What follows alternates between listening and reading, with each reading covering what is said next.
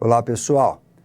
Nesta aula de hoje nós vamos falar sobre o AHP, Analytic Hierarchy Process, que é um método de tomada de decisão, né, para a definição de preferências, de prioridades, um método bastante popular, desenvolvido nos anos 80 por Saat. Uma literatura fundamental sobre esse método é o livro, né, escrito pelo próprio Saat, que foi o autor dessa proposta. Como eu disse, ela é uma técnica de priorização, né? De priorização de preferências, de alternativas a partir dessa avaliação comparativa par a par, né? Avaliação do desempenho das alternativas em relação a cada um dos critérios, né? Essa avaliação, ela se organiza, né, como o próprio nome diz, numa hierarquia, né, de decisão, onde temos o objetivo de decisão, os critérios que vão nortear essa decisão e as alternativas que serão avaliadas, né, com base em cada um dos critérios de decisão. É uma técnica que ela é bastante adequada para situações em que os critérios eles são avaliados a partir de julgamentos subjetivos, né, pela própria natureza da escala, né? E a partir dessas comparações par a par, define-se a importância dos critérios, né, a importância comparativas entre os diferentes critérios, e em seguida o desempenho comparativo das alternativas nos diferentes critérios, né? E para fazer essa avaliação par a par, o Saat propôs uma escala, não é? Uma escala variando de 1 a 9, né? Onde 1 corresponde à indiferença, ou seja, igual importância, igual avaliação de desempenho entre os pares sendo avaliados, e o 9, né, a máxima diferença, não é? Então, uma variação máxima de, por exemplo, importância, né, em relação a 2 critérios, né, ou na avaliação de desempenho, né? Além desses extremos, claro, o Saat propôs vários níveis, não é? Então, claramente os níveis 3, importância moderada, 5, importância forte, 7, muito forte, e os níveis 2, 4, 6 e 8, intermediários, né? Então, como se representasse a hesitação entre, por exemplo, o nível 1, igual importância, e o nível 3, importância moderada, no caso do nível 2, e assim por diante, tá bom?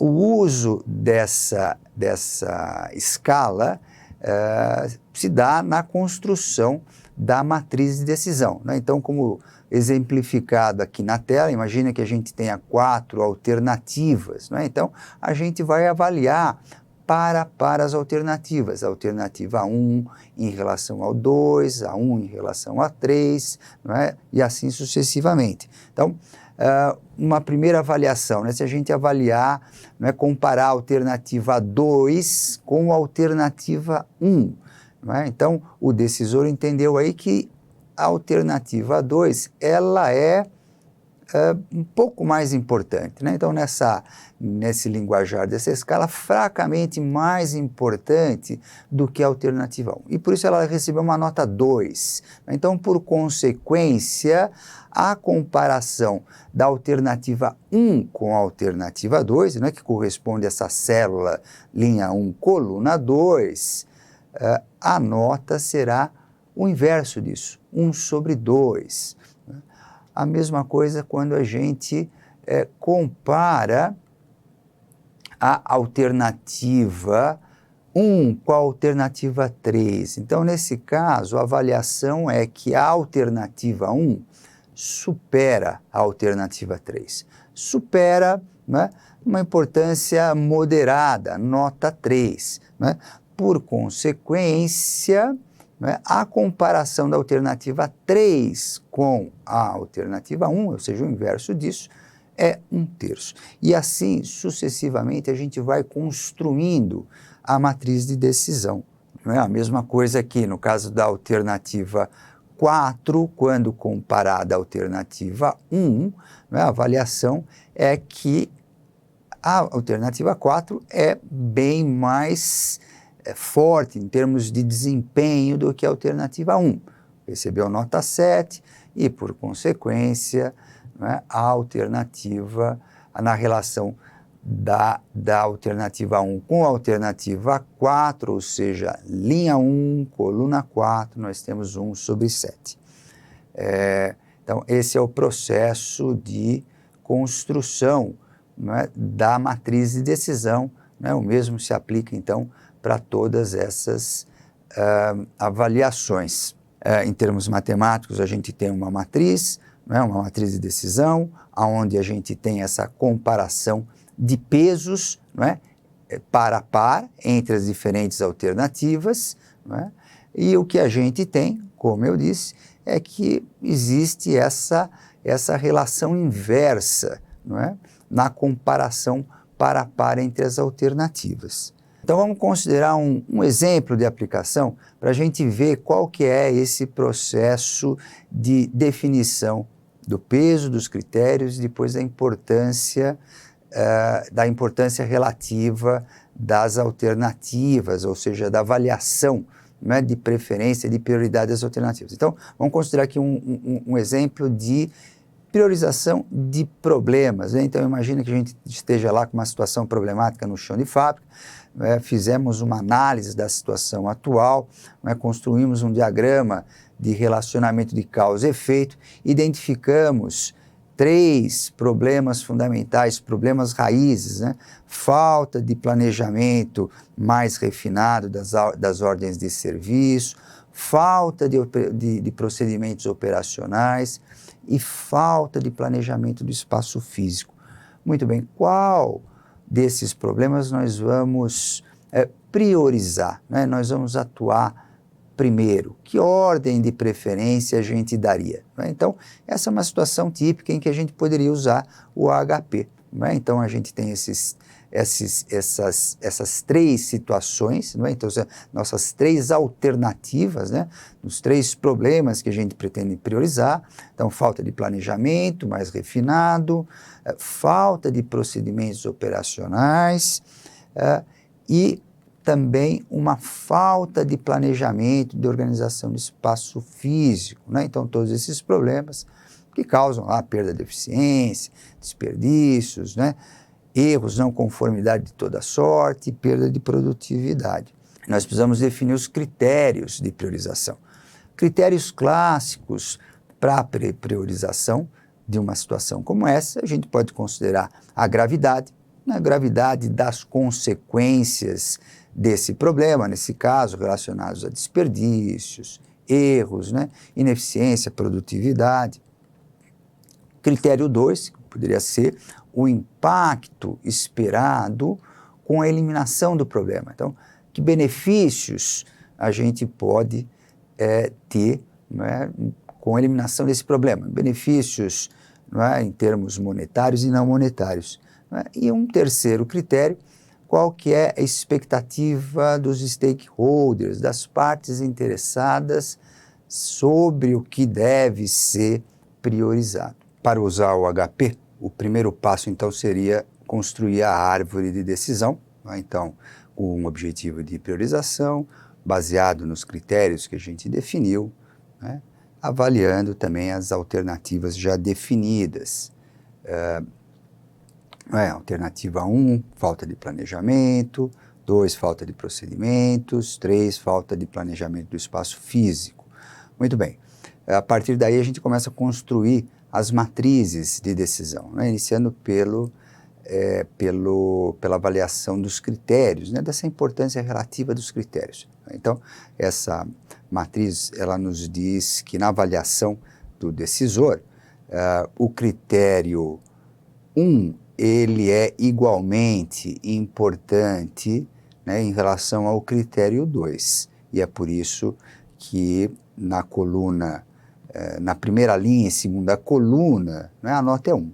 Mas já em relação ao critério 3, né, o critério gravidade, ele é menos importante, ou seja, expectativa é um pouquinho mais importante, não é? Então, nessa escala do SAAT, a expectativa, critério 3, em relação ao critério 1, recebeu nota 2. Né? O critério 3 é fracamente mais importante do que o critério 1. E é por isso que na linha 1 e na coluna 3, a nota é meio. Né? A mesma coisa quando a gente compara o critério 3 com o critério 2, ou seja, expectativa, ela também é fracamente mais importante do que o critério 2, e é por isso que nessa célula vai nota 2, e depois na célula correspondente à linha 2, coluna 3, a nota 1,5. Muito bem, a partir dessa matriz de decisão, calculamos o peso, né, desses diferentes critérios. Né? E o peso, ele corresponde ao somatório na linha. Não é? Então, o que nós temos na primeira linha é que temos lá a nota 1, 1,5, né, correspondente a uma soma de 2,5. A mesma coisa para a segunda linha, né, correspondente ao critério 3, 1 mais 1 mais meio, 2,5. E, por fim, para o critério 3, nós temos uma nota, um peso absoluto maior, 5. Né? Então, o próximo passo é a gente calcular um peso normalizado, né? Normalizado pela soma, né, de todos esses resultados que obtivemos. Né? Então, o somatório, né, que está no denominador, 2,5 mais 2,5 mais 5. Né? Então, no primeiro caso, o peso normalizado do critério 1 é 0,25 ou 25%. O peso normalizado do critério 2, igualmente 0,25. E, por fim, o peso do critério 3, meio, 50%. Bom, com isso nós definimos o peso dos critérios. Né? Um ponto importante, antes de a gente prosseguir, é avaliar a consistência da matriz de decisão, né? das avaliações par a par que levaram à construção da matriz de decisão. E essa avaliação de consistência é baseado, né, nesse consistency ratio, né, uma relação de consistência proposta por SAAT, né, que é essa relação entre CI e RI, onde CI é esse Consistent Index, né, um índice de consistência, e o RI, que é o chamado Random Consistency Index. Então, é um valor que é tabelado, né, em função do tamanho da matriz, e ele é obtido como um valor médio, né, do coeficiente desse Consistent Index para matrizes aleatórias, né, usando a escala proposta por SAAT, né, usando a escala de 1 a 9. Então, matrizes de decisão são construídas de forma aleatória e, a partir daí, o resultado médio desse CI, né, é o que define esses valores tabelados. E para a gente calcular o Consistency Index, né, então essa é a expressão de cálculo, né, então esse lambda máximo, né, corresponde ao alto valor principal menos n, o tamanho da amostra, dividido por n menos 1. Não é? Então, n, como eu disse, é a ordem da matriz, o alto valor máximo da matriz de comparações. Não é? E esse alto valor, ele é calculado dessa forma. Né? Então, parte dessa equação característica dessa matriz de decisão, não é, que estabelece que a matriz de decisão multiplicada por esse vetor, não é? Então seria um alto vetor, é igual ao alto valor vezes o alto vetor, e daí então a gente consegue calcular o alto valor principal. Não é? Bom, muito bem, mas como que a gente calcula? né? Então, no nosso primeiro exemplo, no caso da matriz de decisão para o peso dos critérios, temos aí a matriz de decisão. O que a gente faz é multiplicar por esse vetor, né, correspondente ao peso dos critérios, né? Então, esse autovetor. Então, dessa multiplicação a gente tem esse resultado, né?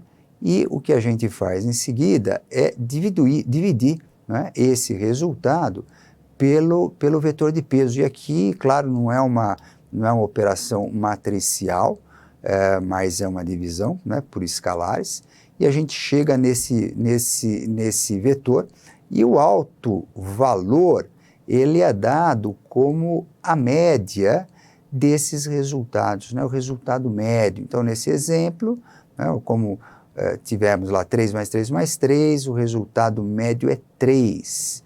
E nesse caso, se a gente considerar uma matriz de ordem 3, a gente vai ver que o nosso CR, esse Consistence Ratio, é 0, né? Ou seja, essa matriz ela tem uma consistência perfeita, né? A gente vai falar um pouco mais sobre isso. Uma dificuldade do uso do HAP é a construção de matrizes com consistência. Esse exemplo é um exemplo simples, é um exemplo com apenas 3 critérios, né, uma matriz pequena de ordem 3. Além disso, no exemplo, propositalmente, eu usei poucas variações, no caso de peso, né, pouco explorei essa nota, essa diferença par a par entre os critérios, né? E com isso nós chegamos numa boa consistência. Mas a gente vai falar um pouco mais sobre isso, sobre a dificuldade de se construir matrizes com boa consistência. E a boa consistência sugerida pelo SAT é um CR menor ou igual a 0,10. Bom, muito bem, nesse nosso exemplo, temos uma matriz de decisão com uma boa consistência, portanto, essa importância relativa dos critérios está ok, e agora então a gente parte para a avaliação das alternativas em relação a cada um dos critérios. Então, vamos pensar no primeiro critério, né, severidade, gravidade, né? Então nós vamos avaliar comparativamente as 3 alternativas e, bom, nesse exemplo, o decisor entendeu que a alternativa 1, ela é mais importante do que a alternativa 2, né, uma nota 4, né, nessa comparação par a par.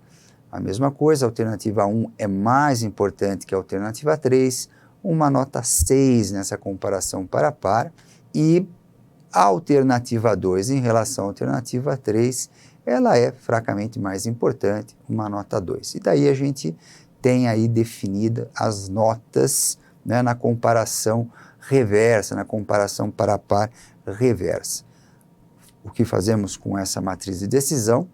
Primeira coisa, calculamos, né, o peso, né, ou seja, essa importância relativa das alternativas. Calculamos o peso absoluto, né, correspondente a essa soma nas linhas, e o peso normalizado, né, definido pela soma das linhas, dividido pelo total, né, de todos os pesos. Então chegamos, né, a importância relativa dessa alternativa 1 nesse critério gravidade 0,69.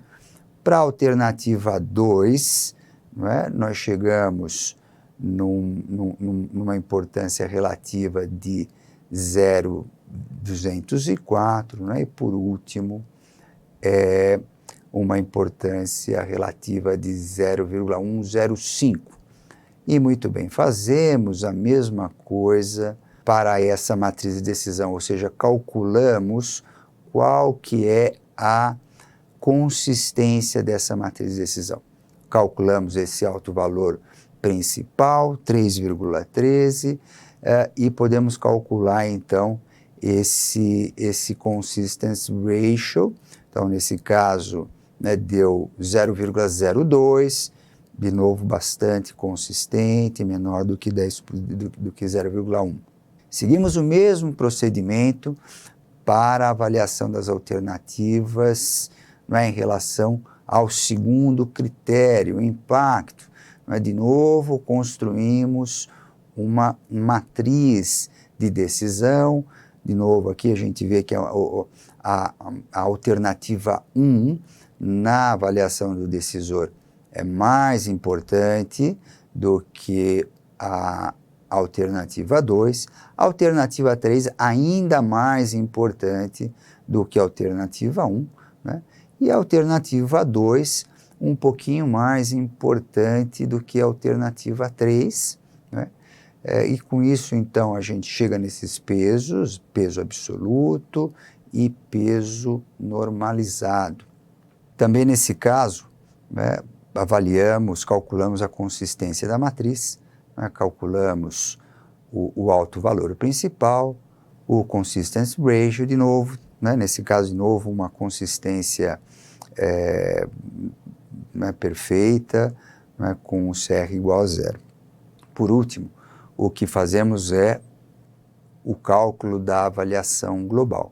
Né, o cálculo da avaliação global, né, corresponde a... né, é um método aditivo, então, portanto, a gente vai considerar o peso de cada um nós vamos considerar a avaliação das alternativas nos critérios ponderada pelos pesos, né? Ou seja, como exemplificado aqui na fórmula, né? Então, nós vamos ter, né, para a primeira alternativa, né, peso do critério 1, 0,25, vezes, né, a importância da alternativa 1, 0,691, mais, né, o peso do critério 2, vezes, né, a avaliação, né, da alternativa 1 no critério 2, e a mesma coisa para o critério 3. Né, e com isso a gente chega nessa avaliação global da alternativa 1. A mesma coisa para a alternativa 2, a mesma coisa para a alternativa 3. Né? Então a gente chega nessa avaliação global de cada uma das alternativas e desse resultado a gente percebe que a alternativa 1 é a preferida, não é, a considerada prioritária, mas seguida pela alternativa 2 e pela alternativa 3. Então, o método HP é esse, não é? O que existe algo a mais é quando temos a decisão tomada por mais de um decisor, não é? Então, 2 ou mais decisores constroem uma matriz de decisão, né? E a sugestão do Saat é que essa agregação dos julgamentos dos diferentes decisores seja feita por essa média geométrica, né, que corresponde a esse produto, a raiz quadrada, né, ou melhor dizendo, a raiz, considerando o número de decisores, do produto dessas avaliações pelos diferentes decisores, não é? Então, no exemplo para 2 decisores, aí sim, a gente teria uma raiz quadrada do produto da avaliação dos 2 decisores sobre cada avaliação par a par. Um outro aspecto importante é que, nesse exemplo, a gente considerou simplesmente uma hierarquia, né? Uma árvore de decisão onde a gente tem critério e alternativas. Mas a gente pode ter situações onde a gente tenha subcritérios para cada um dos critérios, né, como exemplificado nessa árvore. E nesse caso, a avaliação, claro, a gente vai construir uma matriz de decisão, né, para comparação das alternativas em cada um dos subcritérios, né, subcritério 1, 2, 2, 2, e assim por diante. Então, ou seja, o número de matrizes de avaliação, matrizes de decisão, aumenta, né? E a avaliação global, ela também vai considerar, né, o peso dos diferentes subcritérios, porque além de calcular o peso dos critérios, temos que calcular o peso dos subcritérios, né, em cada um dos critérios. E, portanto, a gente vai ter o peso dos critérios, o peso dos subcritérios, né, e a avaliação global, ele vai corresponder a esse somatório, né, do produto, da avaliação das alternativas, considerando o peso de cada um dos subcritérios e correspondente critério, né? E com isso, então, a gente chega a essa avaliação global das diferentes alternativas quando temos essa situação né, com subcritérios além dos critérios. Como vimos neste vídeo, o HP é uma técnica bastante simples, a não ser pela matriz de decisão, que, como vimos, pode gerar inconsistências que resultarão na anulação do cálculo de prioridades. Então, consistência de matriz de decisão é o que falaremos no próximo vídeo.